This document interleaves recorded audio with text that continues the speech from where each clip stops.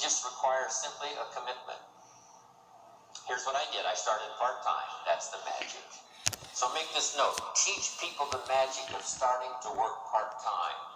Here's what I think I've discovered with those that have decided to work part-time. They've told us they were going to work 10, 15 hours a week, but here's what happens. They become part-time distributors. So I think here's what we ought to try to teach. Let's go full-time, part-time. If you're going to dedicate 10 or 15 hours, a week to the business, just fill up those hours with activity and phone calls and flyers and on the internet. It doesn't matter what you do. Start making the contacts, but fill up that 10, 15 hours. Go full-time, part-time. Now, here's what's exciting about being part-time. It's the most extraordinary part of Herbalife's value that we can give to someone who joins. You'll soon be taught by people who've become extraordinarily successful from every walk of life that you can possibly imagine. It's worth that alone to join Herbalife. Just to get in on the training, to see if it won't affect your thinking, your philosophy, your attitude, and change your life. So I met this extraordinary man, Mr. Earl Schoaf. He gave me these opening ideas for changing my life, building my business. It was absolutely incredible. Then I was a distributor for 7 years. And signing autographs one more time today reminds me of when I got my first autograph. Reminds me of when I took my first picture with somebody important and went home and started telling the story. That's why I probably linger a little longer doing the autographs than most people do, simply because I remember that first time. And I remember how important it was to me. On my trip to India, I started a program. We had some leadership classes as well as doing a seminar for the distributors and for the public. And I promised in the leadership classes that I would sign everybody's journal. Not just the few who came up. But I took the time and we arranged it and it worked like magic. A couple of rows at a time coming by, sign, say, look them in the eye. Sign, say hello, look them in the eye. Everybody in the leadership classes. And the feedback has been absolutely incredible. Taking the time, you know how important it is those early days after I met this great man.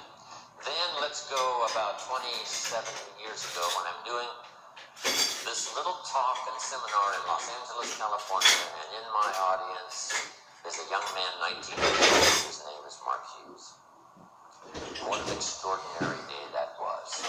From the Girl Scout story, and then to meeting Mr. Schoaf and starting to change my life, for gaining the experience that was going to serve me well all of these years, then finally meeting Mark Hughes where I could make a deposit of my experience in life and heart and soul into something I believed in. Those were 3 extraordinary occasions. Then let me look back at just one more. When I first started traveling with Mark 24 years ago, I met with a group of distributors. I told them that I was an only child. I had no brothers and no sisters. And I always wanted to belong to a large family. So I asked those very first Herbalife distributors if they would adopt me into their family. They agreed to do so. So I'm now in Hawaii, not just with my friends, not just with my business associates. I'm here with my family.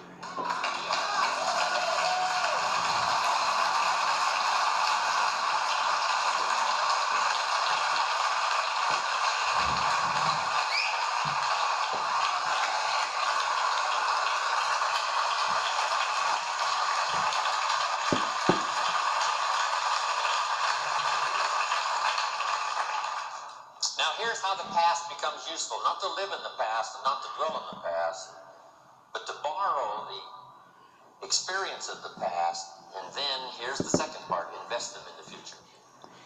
We sometimes make the comment, he has a wealth of experience, and see, experience is wealth. What we've been through is a treasure. What we now know is so vital, not just to ourselves and our families, but to the people we're going to meet in the future, and the ones we've helped to change their lives up until now. So the past is valuable if you gather it up and invest it now into the future. That's part of our exercise here these 4 days. Remembering the past, using it as an investment for the future. Now here's the second one. We look back, yes, but now we look ahead. We look back for experience and we look ahead for inspiration. Setting our goals, your family goals, your business goals, the person you wish to become, the skills you wish to develop, the people you want to meet, the places you want to go, the experiences you want to have, building a financial wall around your family.